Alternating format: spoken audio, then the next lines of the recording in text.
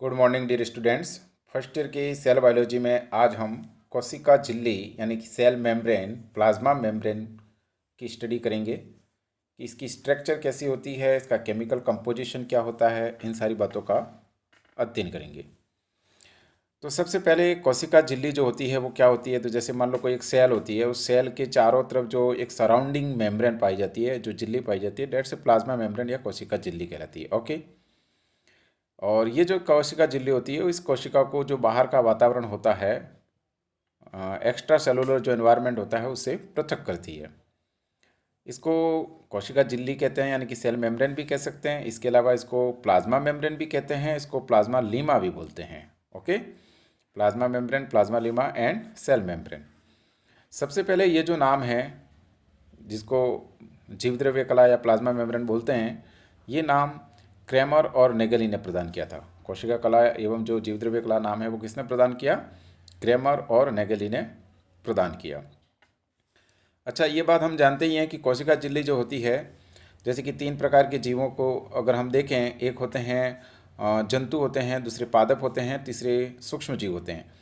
तो जंतुओं में कोशिका झिल्ली पाई जाती है, लेकिन उसके बाहर प्लाज्मा कोशिका भित्ति नहीं होती है, यानी कोशिका झिल्ली सबसे बाहरी स्ट्रक्चर होती है, सबसे बाहरी आवरण होता है। लेकिन जो पादप होते हैं उसमें कोशिका झिल्ली के बाहर एक और स्ट्रक्चर पाई जाती है, एक और मेम्ब्रेन या आवरण पाया जाता है, इसको सेल वॉल बोलते हैं, कोशिका भित्ति बोलते हैं। इसी प्रकार के जो माइक्रो ऑर्गेनिज्म होते हैं, माइक्रो ऑर्गेनिज्म मतलब बैक्टीरिया है, माइकोप्लाज्मा है, तो बैक्टीरिया में भी कोशिका झिल्ली के बाहर एक और मेम्ब्रेन पाई जाती है, जिसे कोशिका भित्ति कहते हैं। ठीक है, लेकिन माइक्रो ऑर्गेनिज्म माइकोप्लाज्मा में कोशिका भित्ति नहीं होती है। ओके, तो हमने यहाँ देखा कि प्लांट, फंजाई और बैक्टीरिया, 3 ऐसे ऑर्गेनिज्म हैं जिसकी सेल मेम्ब्रेन के बाहर एक और आवरण पाया जाता है, जिसे कोशिका भित्ति कहते हैं। लेकिन एनिमल सेल में कोशिका भित्ति नहीं होती है, माइकोप्लाज्मा पर भी कोशिका भित्ति नहीं होती है, और आउटर मोस्ट जो लेयर होती है वो सेल मेम्ब्रेन या प्लाज्मा मेम्ब्रेन ही होती है। ओके, नेक्स्ट पॉइंट ये है कि ये जो सेल मेम्ब्रेन होती है वो काफ़ी स्पेसिफिक स्ट्रक्चर होती है।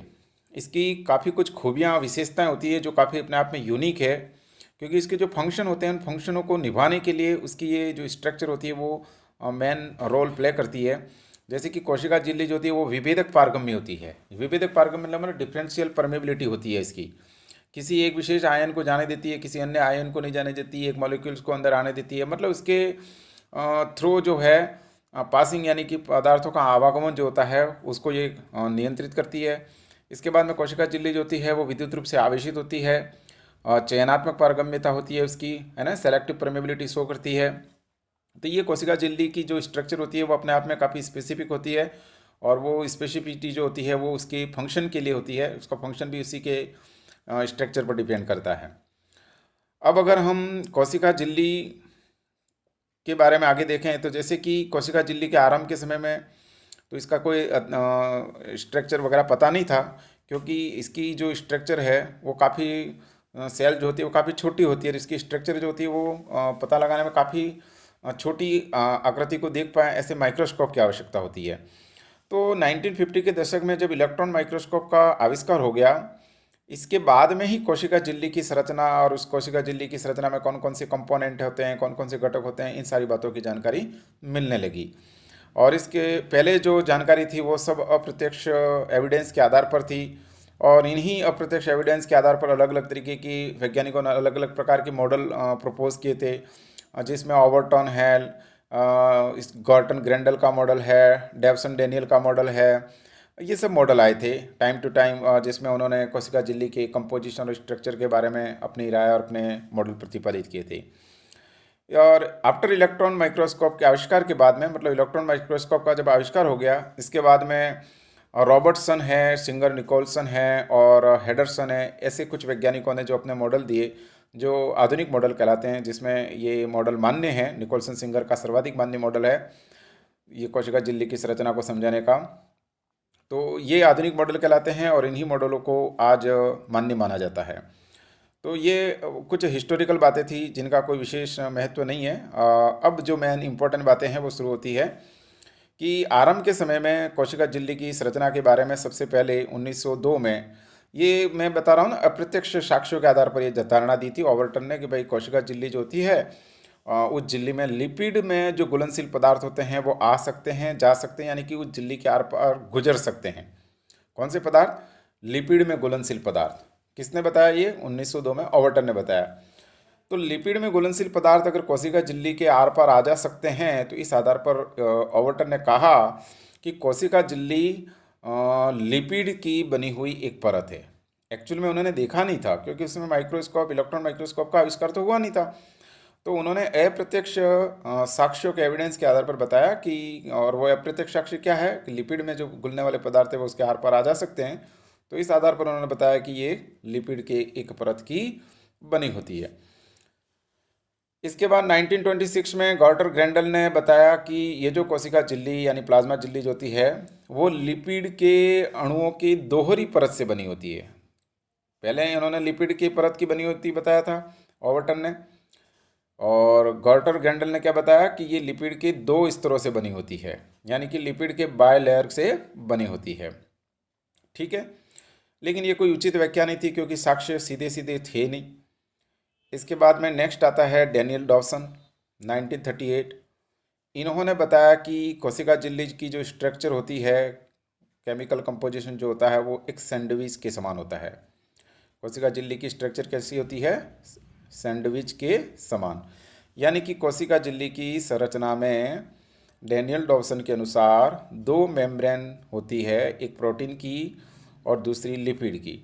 प्रोटीन की भी दो होती है, एक ये बाहर वाली इधर और एक ये अंदर वाली, और लिपिड की भी दो परतें होती है, एक ये परत एक परत। यानी कि उन्होंने बताया कि दो सघन प्रोटीन परतों के बीच में लिपिड का बाइलेयर पाया जाता है। ओके, ये जो मॉडल है वो एक सैंडविच मॉडल है, और ये मॉडल बताया था डेनियल और डेवसन ने। ठीक है, देख लीजिए आप कि ये जो पीले पीले कलर के कण हैं ये प्रोटीन के हैं। तो ये आउटर ग्लोबुलर प्रोटीन लेयर बताई उन्होंने, जो कि एक्स्ट्रा सेलुलर मीडियम के तरफ फेस किए हुए है। इसके बाद में ये जो पीले पीले ग्लोबुलर प्रोटीन लेयर आपको अंदर दिखाई दे रही है, तो ये इनर ग्लोबुलर प्रोटीन लेयर है, जो कि इंट्रासेलुलर जो साइटोसोल है उसकी तरफ फेस है इसका। और इन दोनों प्रोटीन लेयर के बीच में फास्फोलिपिड की एक लेयर पाई जाती है, जो दोहरी होती है मतलब। ठीक है ना, एक लेयर फास्फोलिपिड की ये हो गई और दूसरी लेयर फास्फोलिपिड की ये हो गई। तो ये जो मॉडल है वो डेवसन और डेनियल का है, जो सैंडविच मॉडल है। और इसी मॉडल को आगे और ज़्यादा मॉडिफाइड करते हुए नेक्स्ट मॉडल बताया था आफ्टर इलेक्ट्रॉन माइक्रोस्कोप आविष्कार के, यानी कि इलेक्ट्रॉन माइक्रोस्कोप का आविष्कार तब तक हो चुका था और कुछ प्रत्यक्ष जानकारी भी मिलने लग गई थी उस समय। तो इस आधार पर मॉडल बताया, इकाई कला मॉडल आया, यूनिट मेम्ब्रेन मॉडल। और ये जो यूनिट मेम्ब्रेन मॉडल है उसका प्रतिपादन किया रॉबर्टसन ने। ठीक है, 1965 के लगभग। रॉबर्टसन का ये जो मॉडल है, इस मॉडल के अनुसार सीधा हम यहीं देख लेते हैं इस चित्र में कि रॉबर्टसन ने जो अपने मॉडल में बताया कि सेल मेम्ब्रेन या प्लाज्मा मेम्ब्रेन में दो प्रोटीन की परतें होती है, एक प्रोटीन की परत ये हो गई, एक प्रोटीन की परत ये हो गई, जैसा कि पहले डेविड डॉल्सन ने बताया वैसे ही। इसके बाद में फास्फोलिपिड की, इन दोनों प्रोटीन लेयर के बीच में फास्फोलिपिड के दोहरे स्तर पाए जाते हैं, जैसे कि देख रहे हो आप, फास्फोलिपिड का एक स्तर ये हो गया और एक फास्फोलिपिड का स्तर ये हो गया। तो वही बात है कि भाई दो प्रोटीन के लेयर के बीच में फास्फोलिपिड का द्विस्तर पाया जाता है, ये रॉबर्टसन का मॉडल है। अब इसमें कुछ बातें अलग से यूँ बताई कि भाई देखो, ये जो मॉडल है, इस मॉडल के अनुसार ये जो प्रोटीन की लेयर है, ऊपर की प्रोटीन की लेयर, ये 20 से 25 एंगस्ट्रॉम हो सकती है, 20 to 25 एंगस्ट्रॉम, और ये भी 20 से 25 एंगस्ट्रॉम हो सकती है। इसके बाद में बीच की जो फास्फोलिपिड का दोहरा स्तर होता है वो लगभग 30 to 35 एंगस्ट्रॉम होता है। तो इस प्रकार से उनका कहना था कि ये जो सेल मेम्ब्रेन होती है इसकी मोटाई जो होती है वो लगभग 75 एंगस्ट्रॉम होती है। कितनी होती है? 75 एंगस्ट्रॉम, जिसमें दो प्रोटीन की लेयर हो गई 20 से 25 एंगस्ट्रॉम की, और बीच में हो गई 30 से 35 एंगस्ट्रॉम की फास्फोलिपिड का बाइलेयर। इसके अलावा उन्होंने ये बताया कि ये जो मतलब मेम्ब्रेन है, ये मेम्ब्रेन न केवल सेल के ऊपर पाई जाती है, बल्कि सेल के अलावा जो सेल ऑर्गेनेल्स होते हैं, यानी कि कोशिकांग होते हैं, जैसे कि माइटोकॉन्ड्रिया है, हरित लवक है, तो इनके ऊपर भी ये लेयर पाई जाती है। इस तरीके से ये एक कोशिका झिल्ली के साथ साथ एक यूनिट मेम्ब्रेन है, एक इकाई कला है, जो कोशिका के साथ साथ कोशिकांगों यानी कि हरित लवक, माइटोकॉन्ड्रिया, लाइसोसोम वगैरह जो कोशिकांग होते हैं रिक्तिका वगैरह उनके ऊपर भी पाई जाती है। और यह हरित लवक माइटोकॉन्ड्रिया जो कोशिकांगें उनके ऊपर दोहरे रूप में होती है, दोहरी परत होती है, जबकि राइबोसोम वगैरह जो होते हैं उनके ऊपर सिंगल लेयर के रूप में होती है। ठीक है, चलो तो अब बात आती है नेक्स्ट मॉडल की। यहाँ तक की बात हो गई हमारे रॉबर्टसन का इकाई कला मॉडल। नेक्स्ट मॉडल है तरल मोज़ेक मॉडल, है ना, फ्लूइड मोज़ेक मॉडल। और इस मॉडल का प्रतिपादन निकोलसन सिंगर ने किया था। इस मॉडल का प्रतिपादन 1972 में निकोलसन सिंगर ने किया था।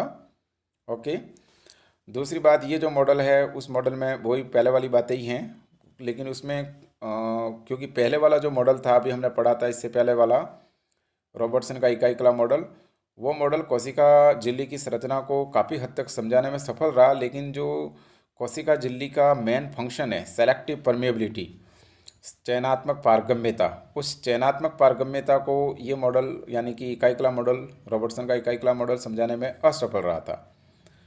और इस बात को ही इस तरल मोज़ेक मॉडल में समझाया गया है। बाकी जो कोशिका झिल्ली की स्ट्रक्चर में जो केमिकल कंपोजिशन वगैरह जो बातें हैं वो लगभग सेम ही हैं, लेकिन कुछ मॉडिफिकेशन करने के बाद में, और वो मॉडिफिकेशन कुछ इस तरीके से किए गए कि जिससे ये कोशिका झिल्ली की जो चयनात्मक पारगम्यता है उसको समझा जा सके। तो इस मॉडल को हम अगले वीडियो में और डिस्कस करेंगे डिटेल में, लेकिन फ़िलहाल इस मॉडल की जो ऊपर की जो सुपरफिशियल बातें हैं वो मैं इस वीडियो में बता देता हूँ। पहली बात तो ये है कि कोशिका झिल्ली की संरचना को समझाने की जितने भी मॉडल है उसमें सर्वाधिक मान्य मॉडलों में से एक मॉडल है फ्लूइड मोज़ेक मॉडल या तरल मोज़ेक मॉडल। ठीक है, दूसरी बात, ये जो मॉडल है 1972 में निकोलसन सिंगर ने प्रतिपादित किया था। ओके, थर्ड, ये जो मॉडल है इस मॉडल के अनुसार कोशिका झिल्ली की जो केमिकल कंपोजिशन होती है, संरचना होती है, उसमें प्रोटीन की और लिपिड दो मेन हैं।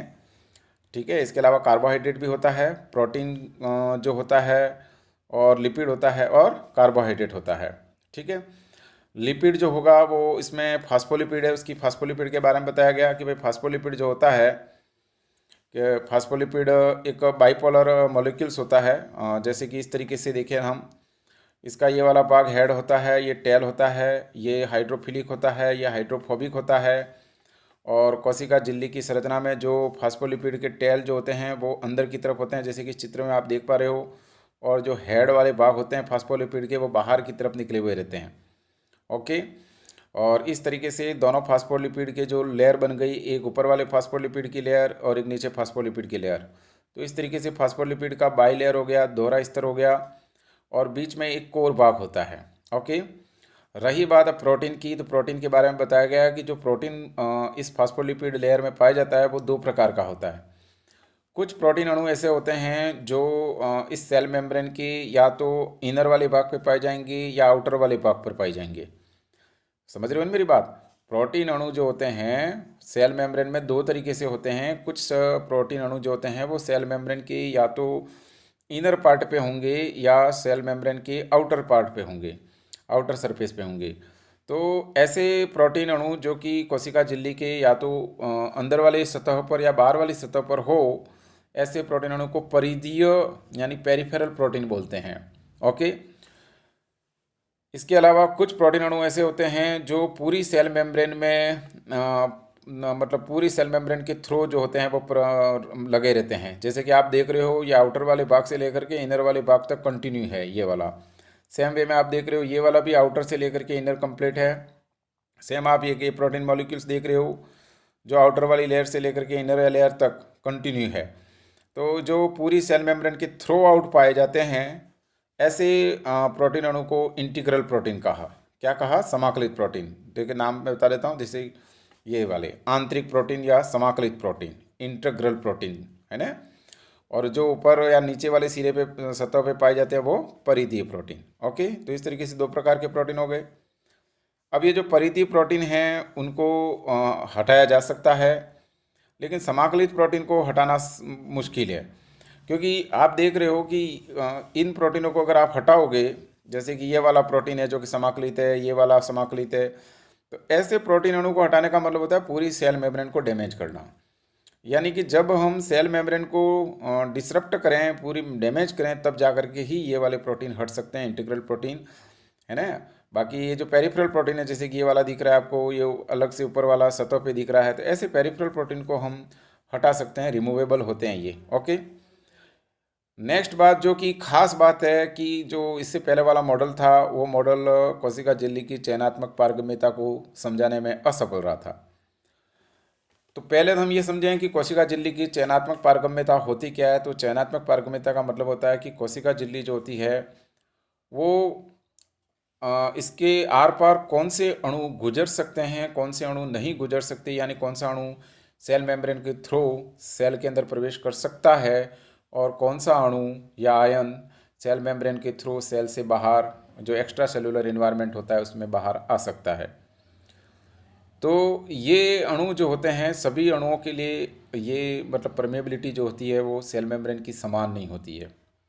सेल मेम्ब्रेन जो होती है कुछ एक अणु के प्रति ज़्यादा परमेबल होती है, कुछ एक के लिए कम परमेबल होती है, और ऐसी जो परमेबिलिटी होती है उसको हम सेलेक्टिव परमेबिलिटी बोलते हैं, चयनात्मक पारगम्यता बोलते हैं। अब ये जो चयनात्मक पारगम्यता क्यों दिखाती है, वो वाली बात रॉबर्टसन का जो इकाई कला मॉडल था वो समझाने में असफल रहा था, लेकिन इस मॉडल ने काफ़ी कुछ इस बात को समझाया। वो कैसे समझाया उसको देखते हैं हम। तो हम जानते हैं कि जो सेल मेम्ब्रेन होती है, उस सेल मेम्ब्रेन की स्ट्रक्चर में फास्फोलिपिड की बाइलेयर पाई जाती है। यहाँ इंपॉर्टेंट चीज़ ये है जो उन्होंने ऐड की थी कि ये जो फास्फोलिपिड लेयर में फास्फोलिपिड के जो मॉलिक्यूल्स होते हैं वो कांस्टेंट नहीं होते, वो मूवेबल होते हैं, वो लेटरली मूव करते हैं। समझ रहे हो ना मेरी बात। तो फास्फोलिपिड के जो मॉलिक्यूल्स अगर लेटरली मूव करेंगे तो कहने का मतलब फ्लूड करेंगे, थोड़ा बहेंगे, थोड़ी सी इधर उधर फ्लूड करते रहते हैं, बहते रहते हैं। तो बहने से क्या होगा कि इनकी परमेबिलिटी चेंज होती रहती है, एक चीज़। दूसरी बात यह है कि यहाँ पर दो तरीके के अणु मेनली पाए जाते हैं, हालांकि कार्बोहाइड्रेट भी होता है, लेकिन मेन दो हैं इसमें केमिकल कंपोजिशन में। एक होता है लिपिड और दूसरा होता है प्रोटीन। तो जो लिपिड सॉल्युबल्स मॉलिक्यूल्स होते हैं और जो कम वेट के मॉलिक्यूल्स होते हैं, जिसके ऊपर कम पोलराइज होते हैं, ऐसे मॉलिक्यूल्स तो सीधे इस लिपिड वाली लेयर से होकर के निकल सकते हैं। लिपिड की जो लेयर है उससे सीधे निकल सकते हैं, क्योंकि हम जानते हैं लिपिड लेयर से बनी हुई है। बाकी प्रोटीन तो इस पर जो होता है वो असमान रूप से वितरित है, कहीं पूरा थ्रो आउट है, कहीं ऊपर है, कहीं नीचे है, इस तरीके से। तो मेनली ये जो लेयर होती है उसका कंटिन्यू अगर केमिकल कंपोजिशन देखें तो वो तो लिपिड का होता है।